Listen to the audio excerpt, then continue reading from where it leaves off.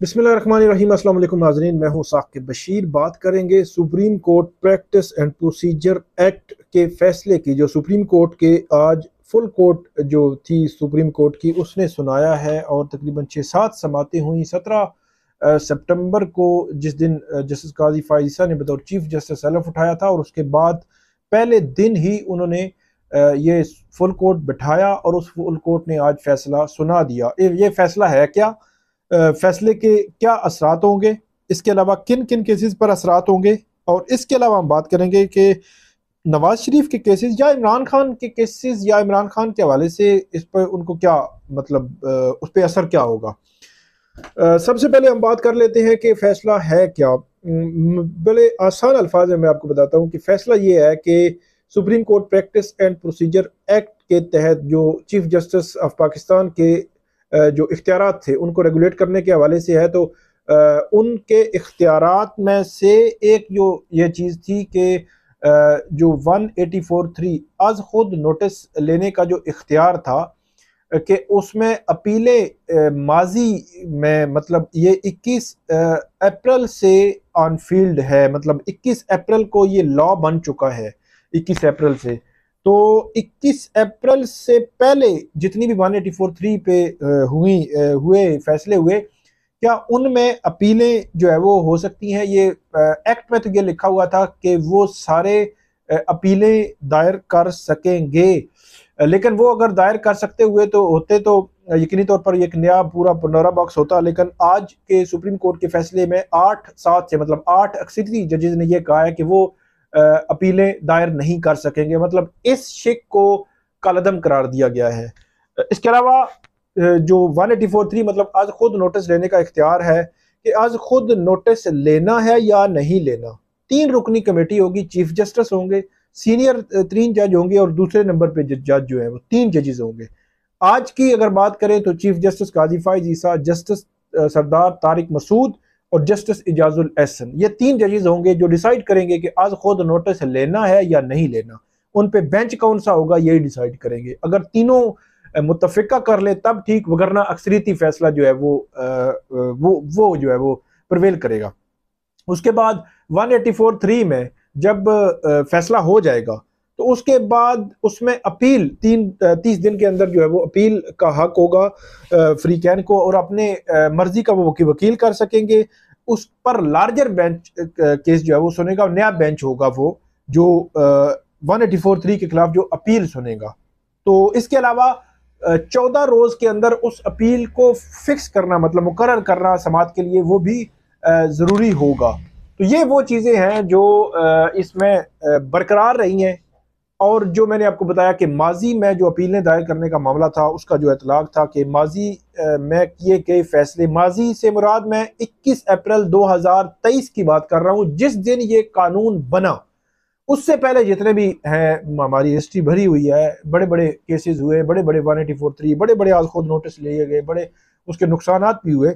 तो उसमें वो अपीलें दायर नहीं कर सकेंगे। लेकिन 21 अप्रैल के बाद अब जो एक केस हुआ है नैब तरमीम के हवाले से केस था, उसमें डेफिनेटली अपील जो है वो दायर की जा सकेगी। अगरचे 21 अप्रैल से लेकर 11 अक्टूबर तक जो दरमियानी एरिया है, इस पर डेफिनेटली, वैसे रूटीन में तो ये होता है कि जब से केस वो बना होता है कोई भी कानून, तो उसका इतलाक उसी दिन से होता है।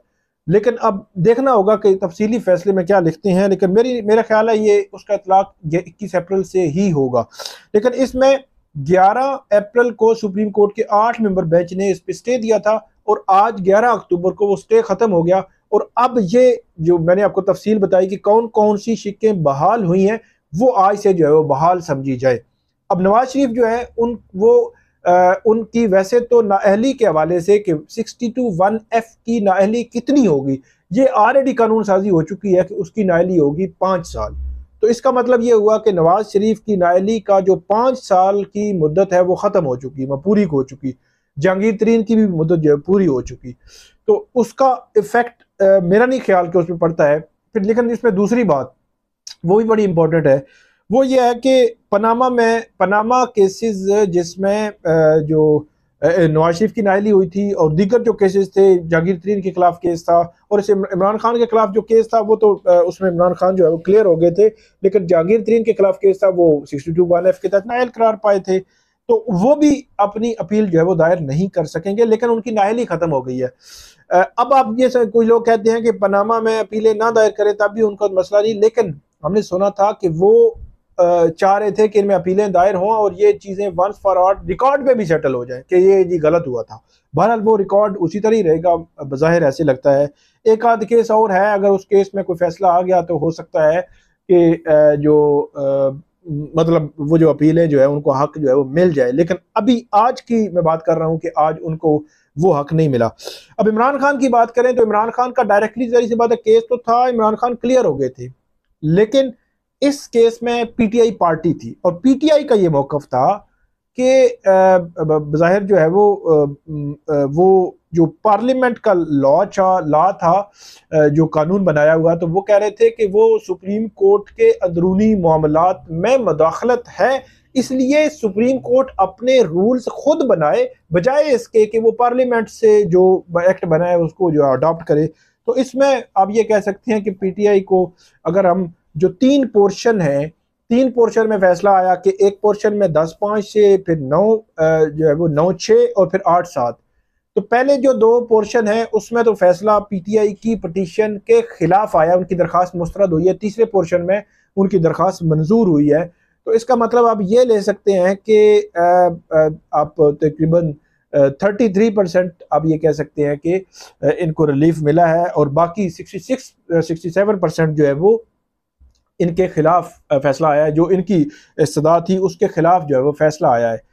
तो ये है इसका सिनेरियो के जो फैसला है वो अब इसमें होगा क्या कि कल सुबह से, अब मतलब आज से आप कह सकते हैं कि 184(3) के हवाले से जितनी भी दरखास्तें हैं पेंडिंग हैं, उस पर बेंचेस की तश्कील होनी है, आगे कैसे बढ़ना है, सारी चीज़ें जो है वो अब इसी के तनाजुर में आगे बढ़ेगी और इसी के तनाजुर को लेकर जो सुप्रीम कोर्ट है वो देखेगी, मामलात देखेगी और बेंचेस बनेंगे।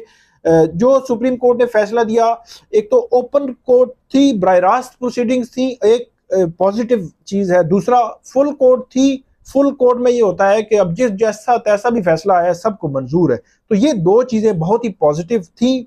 और आज हम ये डिस्कस नहीं कर रहे कि फैसले पर अमल होगा नहीं होगा, जैसा तैसा फैसला है अब उस पर परवेल करेगा और वो उस फैसले पर अमल होगा। तो ये एक पॉजिटिव चीज़ है। सुप्रीम कोर्ट से हमें पहले जो है वो नज़र आता था कि वहाँ पे डिवीजन है, इख्तलाफात हैं, फिर कोई पार्टी कहती थी कि हम मानते नहीं, अमल नहीं करेंगे, तो अब वो नहीं होगा, अब अमल होगा।